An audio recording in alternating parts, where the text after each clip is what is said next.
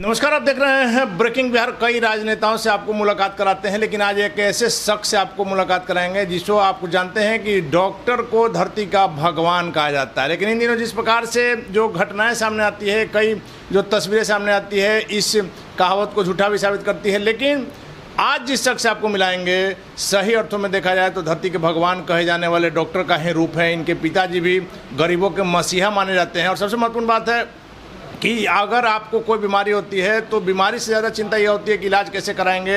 अगर आपको सामर्थ्य नहीं है तो पैसे कहाँ से लेंगे, सूद पर लेंगे, कैसे लेंगे। लेकिन इनके यहाँ अगर आप आते हैं तब पैसे की चिंता छोड़ दीजिए और इलाज की गारंटी हम आपको कैमरे पर दे रहे हैं। जी हाँ, हम बात कर रहे हैं सहज सर्जरी डॉक्टर सहजानंद के बेटे डॉक्टर ऋषभ कुमार, जो कि एक डॉक्टर के साथ साथ एक समाज सेवी भी हैं और लगातार बरबीघा में भी 2-2.5 सालों से जाते हैं, वहाँ गरीबों को, असहायों की सेवा करते हैं। इन दिनों चर्चा है कि डॉक्टर ऋषभ समाज सेवा, चूँकि राजनीति जो है वो समाज सेवा का एक बड़ा माध्यम है। कुछ नेताओं ने भले इसको कलंकित किया हो, लेकिन सही अर्थों में देखा जाए तो राजनीति जो है वो सेवा का बड़ा माध्यम है। और डॉक्टर ऋषभ कुमार जो है राजनीति में आना चाह रहे हैं। बरबीघा से इनके चुनाव लड़ने की भी चर्चा, इन्हीं विषयों पर बात करेंगे। सबसे पहले ऋषभ जी, बरबीघा में आप बहुत घूम रहे हैं। देखिए, बरबीघा मेरा घर है और बरबीघा हमारे पिताजी ने सारी प्रारंभिक शिक्षा और बचपन सारा वहीं अपना सारा व्यतीत किया। जब वो बोरा लेके जाते थे स्कूल और सारी कहानियाँ जब हम सुनते हैं तो उनसे हम लोग बहुत प्रभावित रहे। और मेरा मानना है कि सबसे पहला कार्य अपने घर से ही शुरू करना चाहिए। तो मैंने पहला समाज सेवा का काम अपने घर जो बरबीघा है वहाँ से मैंने शुरू किया।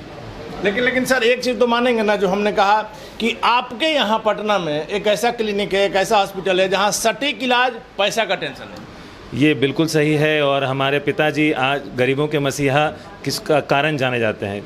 हमारे यहाँ कोई भी व्यक्ति आ जाए, अगर पैसा नहीं भी है तो ये इस इलाज से वंचित नहीं किया जाता है। और ये पिताजी की जो मैंने ममता देखी है, जो हमारे पुल के नीचे बेचारे जो स्लम एरिया में रह रहे हैं, वो हमेशा आते हैं कि मालिक मालिक मदद करिए। और मैंने देखा है उनको, पिताजी का जो प्यार, और उनका मैंने देखा है कि अरे पैसा नहीं हो, अरे कितना हो, तो बोलते हैं कि अरे 100-200 हो कि नए मालिक हो, नए हो, अरे चलो न लो तो जाओ। हम और भाड़ा भी दे देते हैं। और बिल्कुल सच, और भाड़ा भी देते हैं और दवाइयों के लिए पैसे भी दे देते हैं। तो उनका हमेशा कहना, मैं पूछता हूँ पिताजी, तो बोलते हैं बेटा कुछ लेके तो नहीं जा रहा है बेटा, जो पुण्य और जो आशीर्वाद दे के जा रहा है ना बेटा, उसी से आज हम बने हैं। और बेटा यही राह पे चलने का प्रयास करो। देखिए, तो सही बात है कि अगर आप अच्छा कीजिएगा तो आपके साथ भगवान अच्छा करेंगे। दोनों भाई डॉक्टर हैं, पत्नियां भी जो है डॉक्टर हैं। लेकिन बात करेंगे इनके राजनीति में आने की जो चर्चाएं हैं, क्या कहेंगे सर? बहुत चर्चा चल रही है आजकल। देखिए, मैं बरबीघा पिछले 2 से 3 साल से मैं लगातार वहाँ प्रत्येक बुधवार गरीबों की सेवा कर रहा हूँ। जो छोटे छोटे वैसे होते हैं, प्लास्टर से लेकर जो छोटे छोटे जो उपचार वहाँ कर सकता हूँ कर देता हूँ। बाकी कोई बड़ी बीमारियों के लिए उसे इंदिरा गांधी में अगर आवश्यकता पड़ती है तो वहाँ भर्ती कराकर मैं उसे वहाँ इलाज करता हूँ। मोतियाबिंद का भी कहा जाता है कि कई सौ इलाज आपने करवाया। मोतियाबिंद का मेरे अभी हाथों से हम लोगों ने 5 से 6 कैंप कर चुके हैं, जिसमें अभी तक 2 से 3 हज़ार लोगों को चयनित कर हमने दृष्टिहीन लोगों को दृष्टि देने का काम किया है, जिसमें विरायतन का बहुत बड़ा योगदान रहा।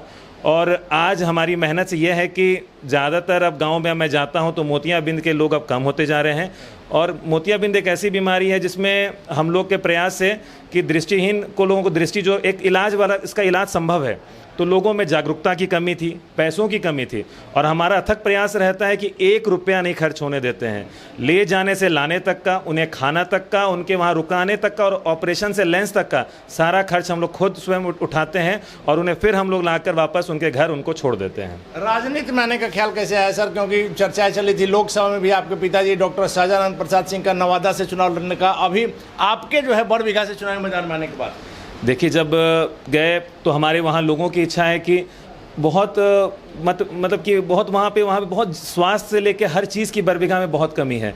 वहाँ पे ना रोज़गार है, ना बेसिक कम्युनिटी जिसे कहते हैं कि जो ज़रूरत के अनुसार जो सामान है वो भी नहीं है। बस बेरोज़गारी, पलायन की इतनी बड़ी समस्या।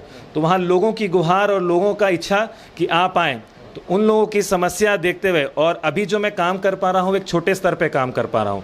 अगर मैं कोई संवैधानिक पोस्ट पे आता हूँ तो मैं एक बड़े स्तर पर और एक बड़ी जगह पर मैं वो कर पाऊँगा, जिसके लिए मैंने उन लोगों की बात सुना और समझा। और मैंने इच्छा बनाई है कि मैं राजनीति में मैं ज़रूर आऊँगा। लोगों की भावनाओं का ख्याल करते हुए। बिल्कुल, लोगों की भावनाओं का ख्याल करते हुए। एनडीए के शीर्ष नेताओं से आप कह सकते हैं कि जदयू के वहाँ सिटिंग एमएलए हैं सुदर्शन बाबू जो है, राजू बाबू के पोता जो है, तो आपको बीजेपी के जदयू के नेताओं से, मुख्यमंत्री नीतीश कुमार से बात हुई है?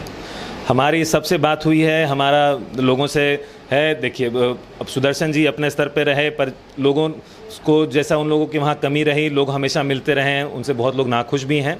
पर हाँ, उसी को देखते हुए कि मैं चाहता हूं कि मैं लोगों की मदद करूं और सिर्फ समाज सेवा को लेकर आना चाहता हूं। कोई व्यक्ति विशेष, मेरे पास जीवन में हर कुछ है, मैं कमा चुका हूं, इज्जत, सम्मान, पैसा, मेरी सरकारी परमानेंट नौकरी है, मेरे पास किसी चीज़ की कमी नहीं है। बस हाँ, मैं सेवा करना चाहता हूं, मैं अपने पिताजी के पद चिन्हों पर चलना चाहता हूँ। चलिए, तो आखिरी सवाल है, माना जाए ना सर कि इस बार जदयू से, एनडीए से अगर गठबंधन में किसी को सीट जाती है तो आप डॉक्टर ऋषभ कुमार खड़ा होंगे बड़बिघा से?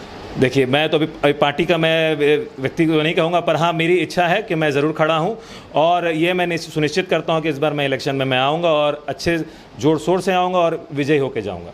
धन्यवाद सर। निश्चित तौर पर यदि डॉक्टर ऋषभ जैसे लोग राजनीति में आते हैं तो आम जनता का जो भला होगा, आप समझ सकते हैं, हर तरह से संपन्न व्यक्ति हैं, लोगों की भलाई इनको राजनीति में खींचने के लिए विवश कर रही है। और जिस प्रकार से लोगों की मांग है और वहाँ जो यह काम कर रहे हैं कई वर्षों से, इनके पिताजी का जितना बड़ा नाम है, आईएमए के राष्ट्रीय अध्यक्ष रह चुके हैं, वैसे में डॉक्टर ऋषभ कुमार के आने का बिहार की राजनीति में क्या कुछ असर होगा देखने वाली बात है। फिलहाल आप बने रहे ब्रेकिंग व्यू से।